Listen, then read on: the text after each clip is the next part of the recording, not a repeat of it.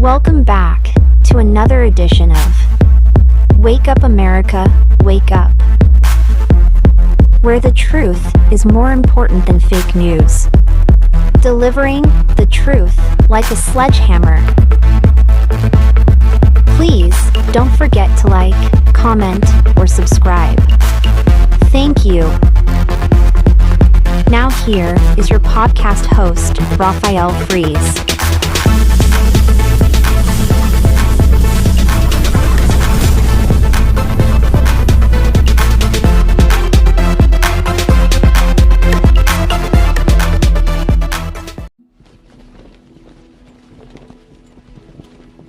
I pledge allegiance to the flag of the United States of America and to the republic for which it stands, one nation, under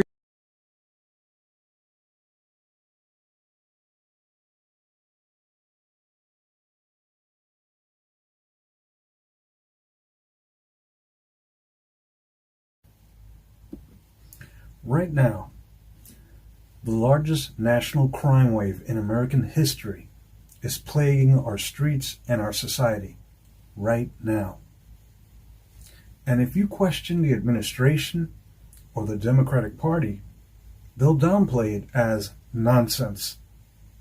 Yet, it seems every day we are hearing, reading, or watching newscasts about the uncontrollable rise in crime. So who's to blame?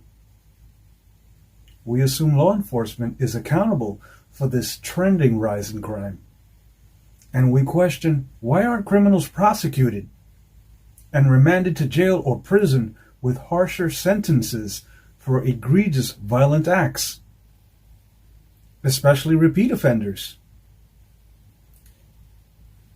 Well, please recall that Democrats, social justice advocates, and appointed district attorneys have agreed the rise in crime is a direct result of COVID-19, limited employment opportunities, mental health issues, supply chain disruptions, and the economy. And let's not forget their go-to, President Donald Trump. Oh, okay.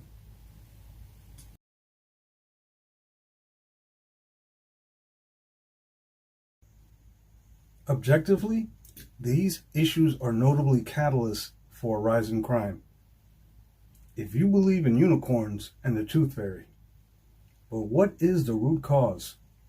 According to a news article by Bernard Goldberg, opinion contributor for The Hill on June 28, 2021, he states the surge in crime we've been witnessing in New York, murders up 14% over last year during the first 3 months of 2021. And Chicago, homicides up 33%, and Los Angeles, homicides up nearly 36%, is evidence that while progressives may know how to get elected, they don't have a clue about how to govern. Once in office, progressives don't seem to know how to run anything more serious than a street protest.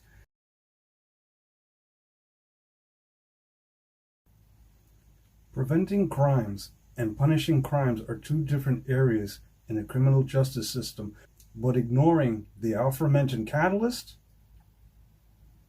if these are indeed the root causes and creating a revolving door by those in authority claiming these are the reasons, is inexcusable and is a misrepresentation of public safety.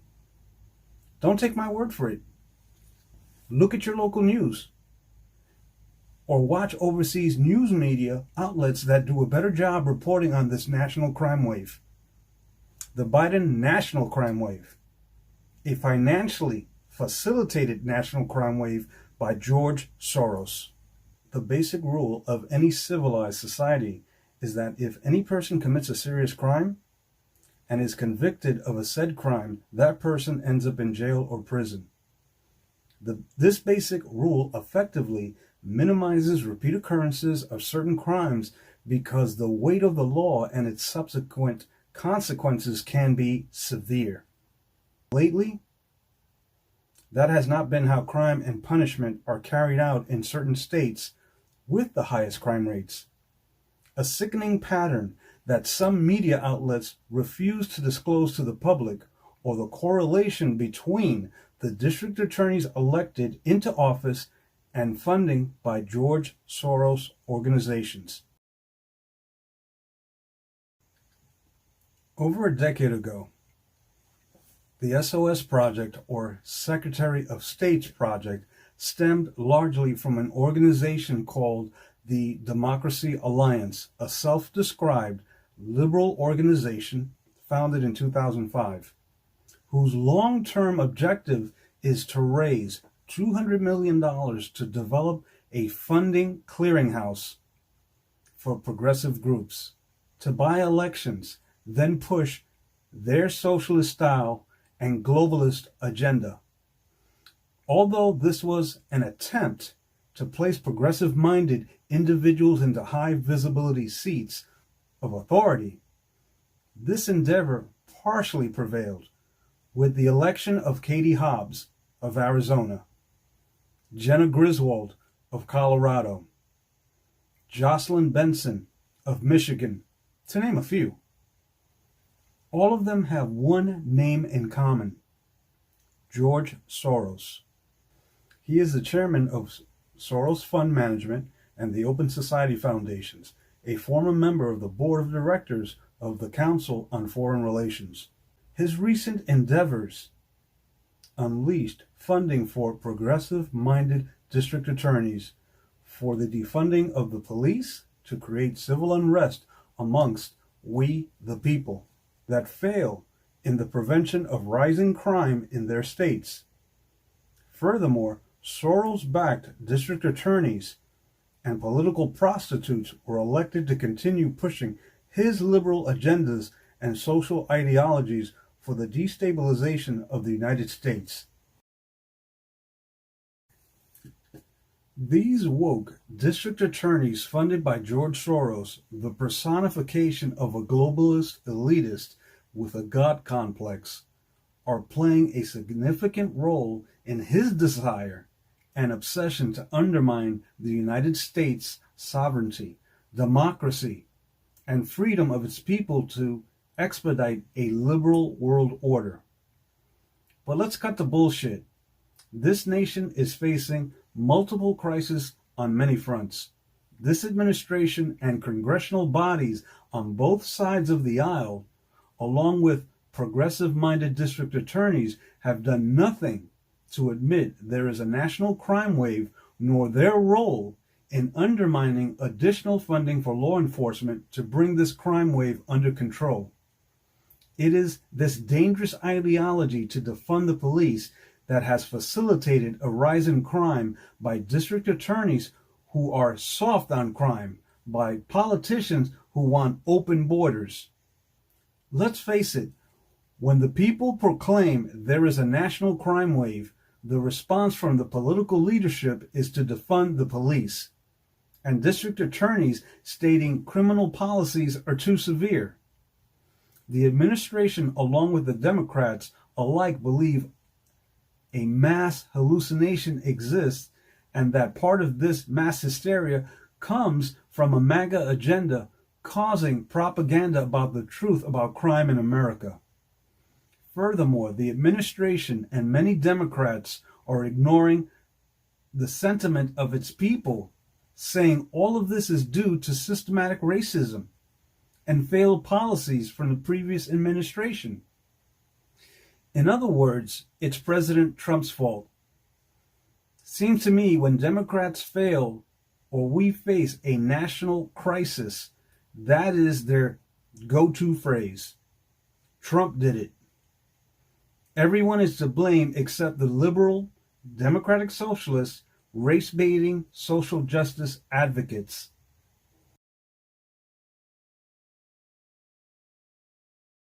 As a nation, we must acknowledge the strife happening nationwide is a direct result of a failed Biden administration, an out-of-touch Democratic majority in both the House and Senate, and my favorite, rhinos, Republicans in name only. Moreover, we have social justice advocates pushing agendas and creating artificial disasters in which there are food shortages, baby food shortages, inflation, container shipment issues, high gas prices, and wokeness in America. We must now contend with the growing crime wave besieging the country as part of an elaborate plan to destabilize the nation's economy and perpetuate racist ideologies. And this is what organizations under George Soros are hoping to accomplish. George Soros himself stated, the main obstacle to a stable and just world is the United States.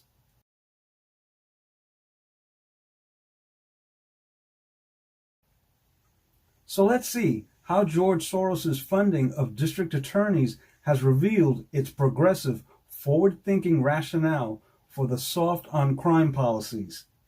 Remember, his plan is the removal of that obstacle he calls the United States from a just world order.